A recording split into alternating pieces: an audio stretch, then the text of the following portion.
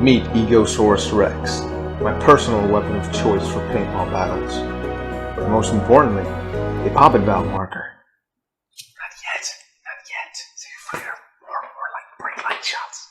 Come on, go. Stag tube poppet valve markers were king ones, back when the NPPL and semi-auto competitions were a thing.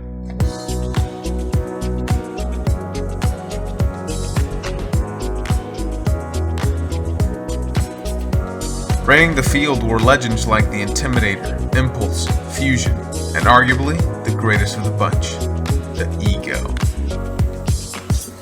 I'll be the first to admit that I have an incredibly soft spot for Egos. They're my absolute favorite marker and I love them.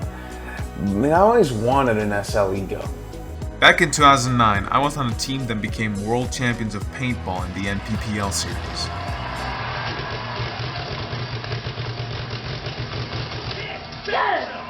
We did it! I did it! Awesome! I beat the game! I'm pro! Yeah! Yeah! Awesome! I did it! I beat it! I'm pro, everybody! Awesome! On the Nintendo Wii, of course. The point is that after that feat, I had a date with Destiny, and her name was... A Slater! Oh my god! Yes! I got enough money. Awesome. I bought a Slater. I'm gonna test it right now. Goodbye, E-Tech. Hello, Slater. I did it! I bought the Slater! I was living the dream of owning an SL Ego. But I had to wake up.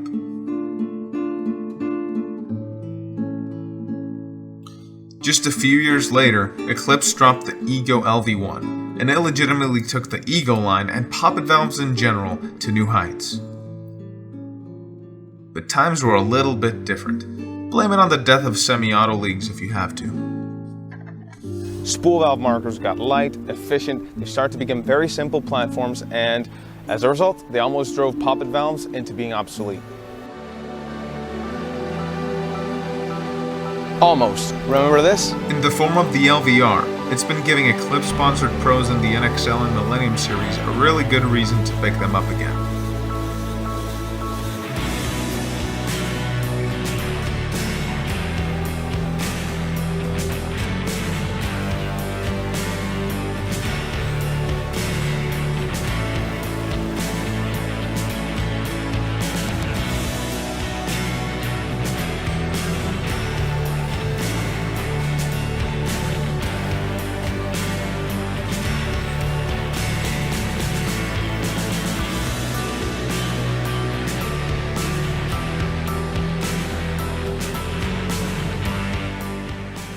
Oh, and also, my dream of owning an SL Ego finally came true with the LVR.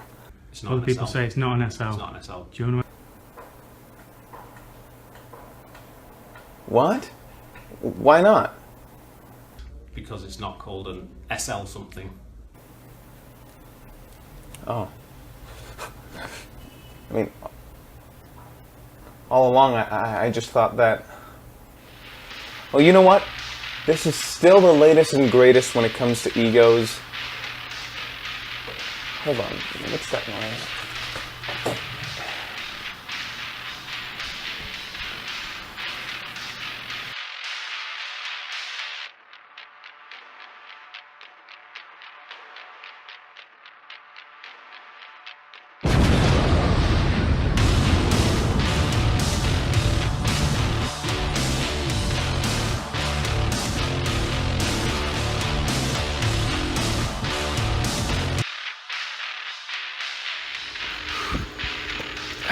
That again. At least I've still got you, LVR. Man. So LVR and I are on our way to the field and we're having so much fun together. Yeah. So much fun.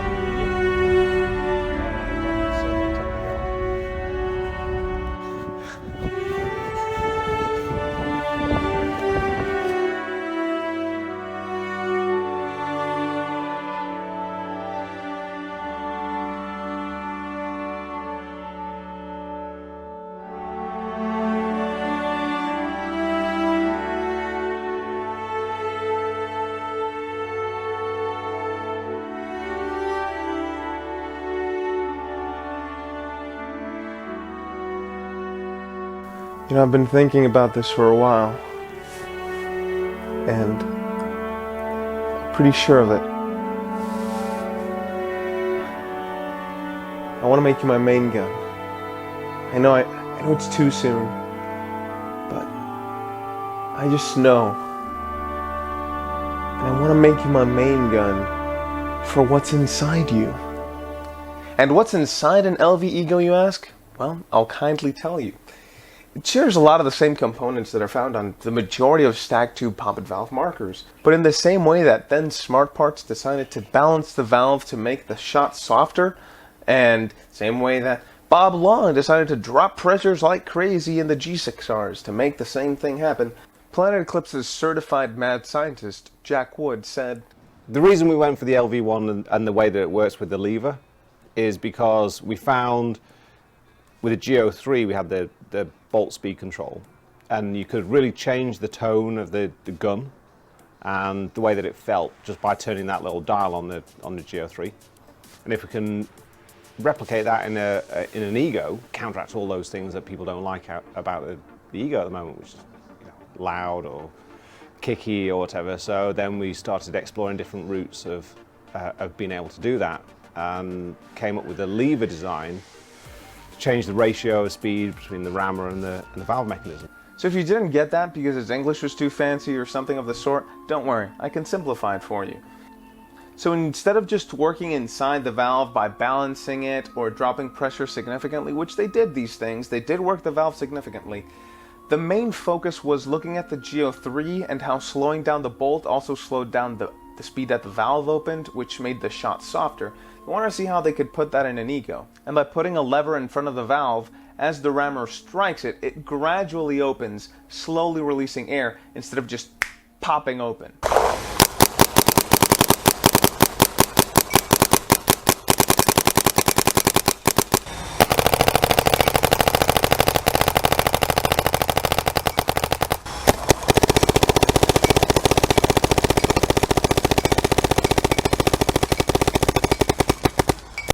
And the results speak for themselves. This thing has a top-of-the-line shot. But can you describe it?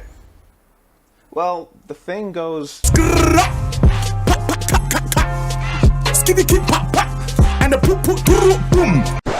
I've mentioned this before, talking about a really gentle poppet shot, but quite literally, shooting this is like holding a bag of popcorn that hasn't popped all the kernels yet.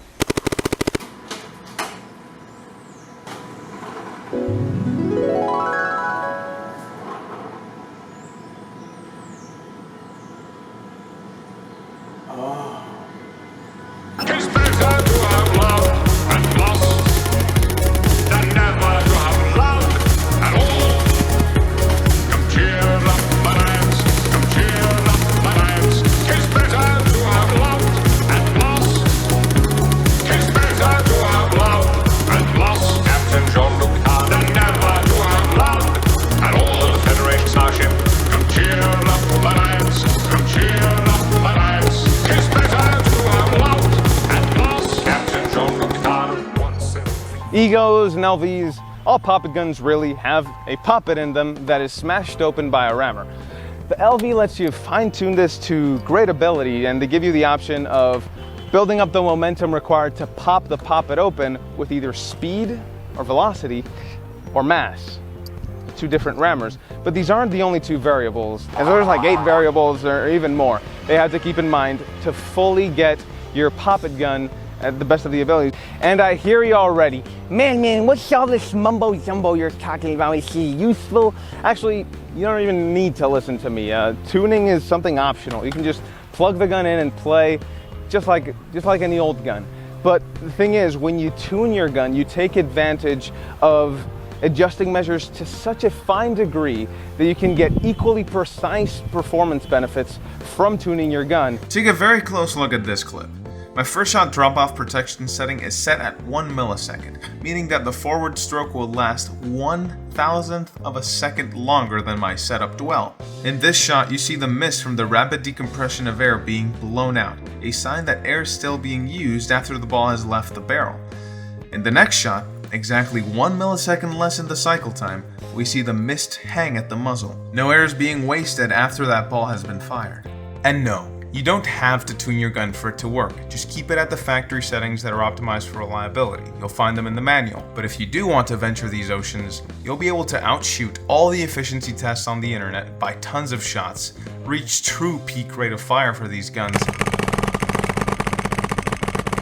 and shoot smoother than silk velvet. The Ego is an accumulation of over a decade of evolution, research, field time, and quite simply perfection of a platform. For example, for the bolts, there have been not 1, not 2, not 3, not 4, not 5. No, actually, it's just 5. 5, you say?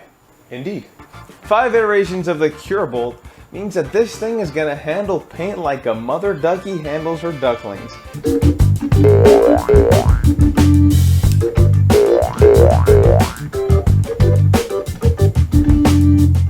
It'll almost always consistently and reliably shoot any paint you've got.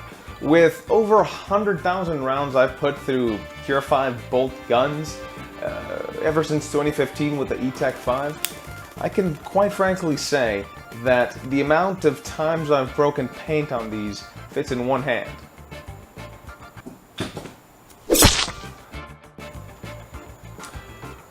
Four revisions to the SL regulators, Four revisions to the SL regulators have led us to have a much simpler regulating system that is really easy to service and to replace parts. Hardly ever need to take apart regulators, but when you have to, if it's easier, it certainly is better. 3 revisions to the Zero Kick Rammer, or ZIC, which sounds pretty sick. With the ZIG 3, it means that no karate mastering ninjas will be spoiling any parties anytime soon, as long as you're holding an LV. Because, like, ZIC, Zero Kick, Karate Masters Kick, Ninjas No Karate, do they? Apparently ninjas don't really do karate, but, you get what I mean. As you would expect, the electronics have also seen some major changes since the original Ego, better of, and the LVs use the same user interface that was introduced with the Ego 10. And while it is pretty old and not even close to being the most advanced user interface in paintball, that one hands down goes to the M2, this one is arguably the fastest. Double tap on, triple tap off. It's very useful in a tournament setting, and if you need to change modes, parameters, settings of any sort, it's just as fast to do that as well. It's also worth mentioning that this LCD is very clear in daylight. But is it obsolete as a poppet valve? Well, whether or not poppet guns themselves are obsolete is a great topic for another time. One can't help but notice that the Geo has outgrown its older poppet valve brother. This was extremely evident between the CSR and LVR's R-rated spec sheet. When you compare it to the CSR, the LVR is a little bit toned down as far as the whole R part goes. It sort of goes from this point up, just the body and up. With the CSR, everything has an R feature. The folks at Eclipse openly said that those limitations were made to avoid a titanic price tag that would sink the already waning interest for these guns. And it is clear that the LVR was testing the waters for the future of the Ego, and the birth of the LV 1.5 was a byproduct of the LVR's success. And just like many other good things in life, Egos cost money, even to make. So whether there will be an LV2 or if the Ego will just die as it is really dependent on whether or not you vote for it with your hard-earned money. To put it bluntly, it's as simple as buying an Ego today so there can be an Ego tomorrow. And this is, admittedly, a very awkward position to be in. Those who really want an LV2 have probably already owned the LV1, yet the existence of the LV2 probably depends more on those who take part in the LV 1.5 experiment. So, is it worth it to just in 2017 take part in this experiment that is the Ego? There's only one way to find out.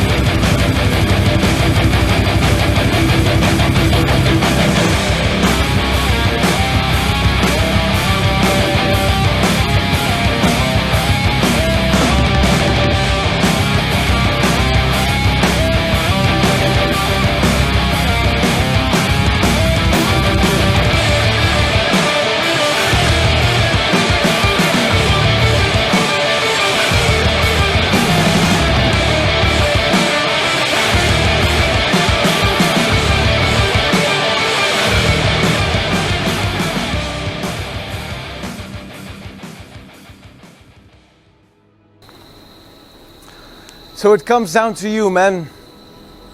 The fate of Ego is in your hands. Yeah. But hear this. This story shall be passed down from father to son for generations to come, and Ego shall ne'er go by. From this day to the ending of the world. Yeah, man. That's how you talk. And we in it.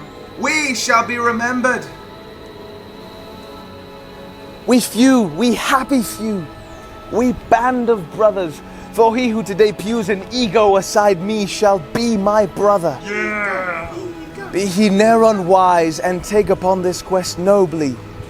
For this day all resting paintball players shall think themselves missed out. Oh, no. They ne'er fired fair Ego. Man, the spooled out nerds are back. I hate those guys. What are we gonna do? Once again I come to ask thee, madman, will ye puppet wielding loonies surrender? Oh no. What are we gonna do? Nay, I say. For how can Ego die with Egosaurus Rex on this man's side? Now, Egosaurus Rex, I summon thee. Send these spool-wielding clodpoles to the fiery furnace where they belong, where there will be great wailing and gnashing of teeth. Yeah.